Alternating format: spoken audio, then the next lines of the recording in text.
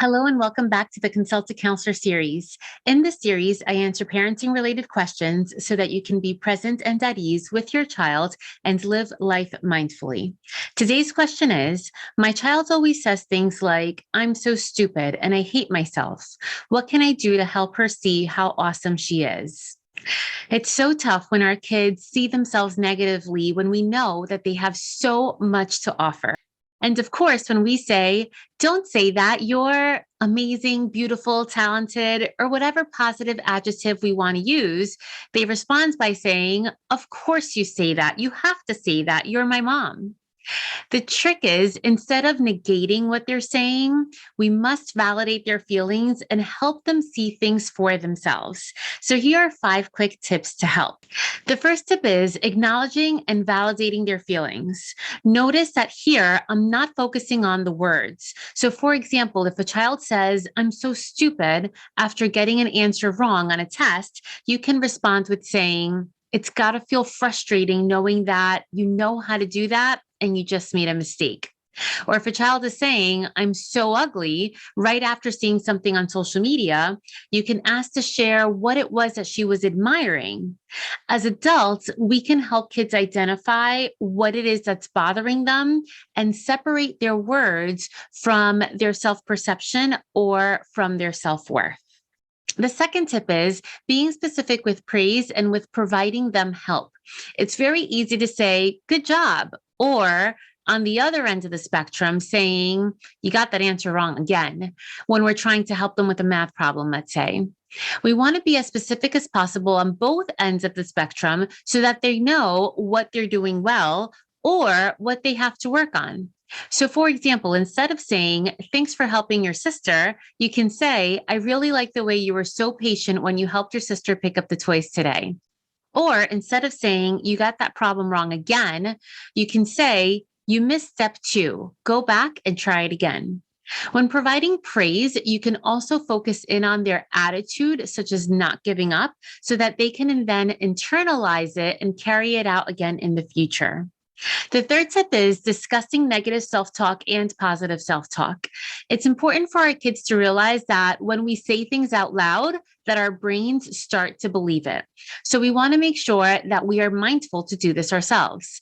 So if we say, I hate math, I'm so bad at math, mommy can't help you with math because I'm not the one who's good at it, then our kids will normalize that same negative self-talk because they hear us talking like that. And they'll begin to actually think that we're bad at math because we believe it. We tricked our mind into believing it. Instead, we can focus on looking at things through a growth mindset lens, such as saying, division is really hard for me right now because I haven't mastered it yet. When we say that, what we're doing is leaving room for the possibility that it can and will indeed happen. We can share with our kids that our brains are like a muscle, and for it to get better at something, we just need to practice it, including not only practicing what we have to get better at, but also in the way in which we think. So the more that we think positively and the more that we believe we will get something, the more likely our brain is to actually get it.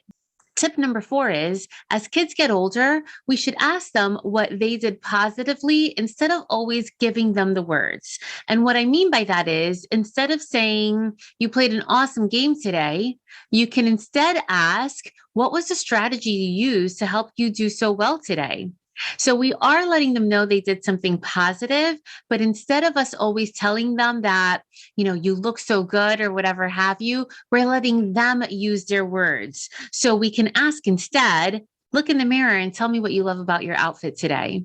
Having them realize and say things for themselves may carry more weight than mom or dad telling them, because in their eyes, it's just our job to do that. And the 5th tip is specifically for you as a parent or a caregiver.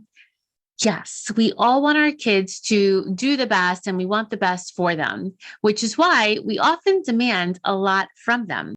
However, when a child brings home a test with a grade that's lower than average, instead of yelling at them and asking why they didn't do better, you could focus on asking them if they think they did their best and reviewing where they went wrong so that they can learn from their mistakes. It's important for kids to know that mistakes really provide the opportunity for growth, and it is from mistakes from which we learn. To use another example, instead of focusing on how many baskets a kid missed during a game, you can talk to them on what they could learn from maybe the mistakes they made, where they went wrong. Doing this helps kids not get so down on themselves, but it also helps them know that the process is just as important as the outcome. Also, share with your kids when you make mistakes on a daily basis. Encourage them to know that mistakes are just a normal part of life and encourage them to try new things even when they're not amazing at it. Helping our kids feel safe enough to try new things helps them learn more about themselves. And this is a lifelong skill that may help them try more things in life as opposed to just sticking to the things that they do well. That way, they'll always try something new and learn new things about themselves. So I hope this helped. If you think this can help another mom or dad friend, be sure to share it with them and subscribe to my podcast so that you don't miss the next one. If you have any questions for the Consult a Counselor series, you can always email me at podcast@freetobemindful.com or DM me on Instagram at Counselor V de Jesus. And remember, in a world where you are free to be anything that you want to be, you are always free to be mindful. Thanks so much and catch you next time.